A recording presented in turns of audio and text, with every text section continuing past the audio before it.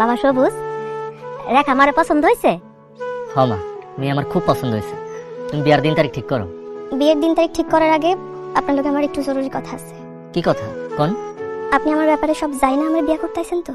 এটা আপনি কি কইতাছেন? আপনার ব্যাপারে কি জানার আছে? আমি একজন বিধবা। কি কইতাছেন আপনি এসব? আপনি বিধবা মানে? হ্যাঁ বাবাজি, আমার মায়েরা বিধবা। আমার মায়েরার এর আগে একটা বিয়ে হয়েছিল। বিয়ার 2 মাস পর জামাইটা বিদেশে যায়, সেইখানে অ্যাক্সিডেন্ট করে মারা যায়। বিয়ার 2 মাসের মাথায় আমার মায়েরা বিধবা হয়ে যায়। আমার মায়েরা আগে স্বামীর করে মাত্র 2টা মাস সংসার করছে। আমার মায়েরা খুব ভালো। আমার মায়েরারে বিয়ে করলে তোমার সংসারটারে খুব সুন্দর করে সাজায় রাখবো। চুপ করেন। এইরকম একটা বিধবা মায়ারে আমি জীবনেও বিয়ে করুম না। মা, তুমি এখন দাঁড়িয়ে রইছো কেন? চলো এখান থেকে। আমি এখান থেকে যাবো না। আমার ছেলের বউ হিসেবে রেখার আমার পছন্দ হয়েছে, তুই রেখারই বিয়ে করবি। আপনার কি মাথা খারাপ হয়ে গেছে?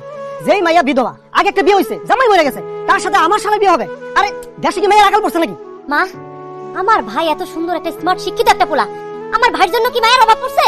এই বিধবা মায়ের লগে আমার ভাইয়ের বিয়ে দিয়া আমার ভাইয়ের জীবনটা নষ্ট করতে দিব না। চলে এখান থেকে। চাইতে হলে তোরা যা। সবুজে যদি বিয়েটা করতেই হয়, রেখারে বিয়ে করতে হইব। অসম্ভব। মা, আমি তোমার সাফ সাফ করে কইয়া দিতাছি, এইরকম একটা বিধবা অপয়া মায়ারে আমি জীবনেও বিয়ে করুম না। দুলা ভাই, চলো এখান থেকে। চলো। খবরদার সবুজ, এক পা আগাবি না। তুই যদি রেখারে বিয়ে না করস, তোর আমি সন্তান হিসেবে পরিচয় দিব না। এমনকি তুই আমার কোনোদিন মা বলে ডাকতেও পারবি না, এবং আমাদের মা ছেলের সব সম্পর্ক আমি ছিন্ন করে ফেলামো। এসব তুমি কি কইতাছো? কোথাকার কোন এক বিধবা মায়ের জন্য আমি তোমার পেটের সন্তান, তুমি আমার মা বলে ডাকতে দিবা না? তুমি আমার সাথে সব সম্পর্ক নষ্ট করবা? হ, সম্পর্ক ছিন্ন করবো। কারণ বিধবা হইলো রেখা অনেক ভালো একটা মাইয়া, রূপে গুণে কাজে কর্মে কোনো দিক থেকে তুই রেখার ফাইতে পারবি না। তাছাড়া বাবা, বিধবা মায়ের বিয়ে করা অনেক সওয়াবের কাজ, আল্লাহ অনেক খুশি হইব। তুই মনে কর এটা তোর মার আদেশ, তুই রেখারই বিয়ে করবি। ঠিক আছে মা, তুমি যেহেতু আদেশ করছো, তোমার আদেশ তো আর আমি ফালাইতে পারুম না। আমি এই বিধবা মায়ের বিয়ে করব, কিন্তু আমার কিছু চাওয়া পাওয়া আছে। তুমি কি চাও বাবা? কও, তুমি যা চাও আমি তাই দিব। দুলা ভাই বলেন। আমার শালারে নগদ 2 লাখ টাকা দিবে, মোটরসাইকেল দিবে, টাচ মোবাইল দিবে, আর ঘর সাজাইতে আসবাবপত্র হইতে শুরু করে ফার্নিচার দামি দামি যা লাগে সব দিতে।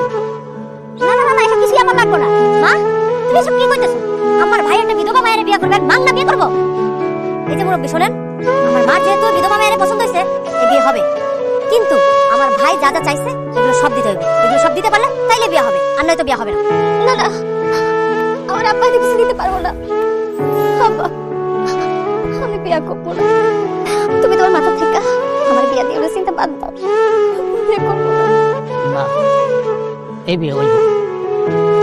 সবুজ, তুমি আমার কাছে যা যা চাইছো আমি তোমার সব দিব।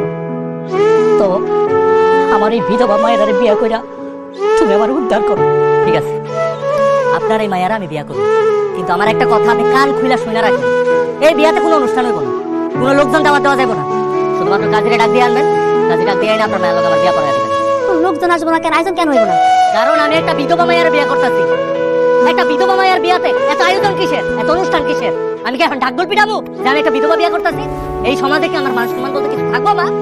আমি শুধুমাত্র তোমার মন রক্ষার্থে বিয়েটা করতেছি, আমি মন থেকে বিয়ে করতেছি না। বলো ভাই, চলো।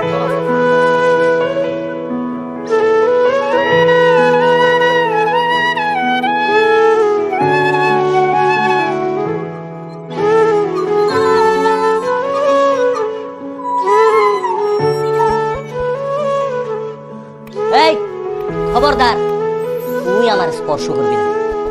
আপনি আমার স্বামী, আমি আপনার স্পর্শ করবো না কেন? কারণ আমি শুধুমাত্র তোর নামের স্বামী, তোর কাজের স্বামী না।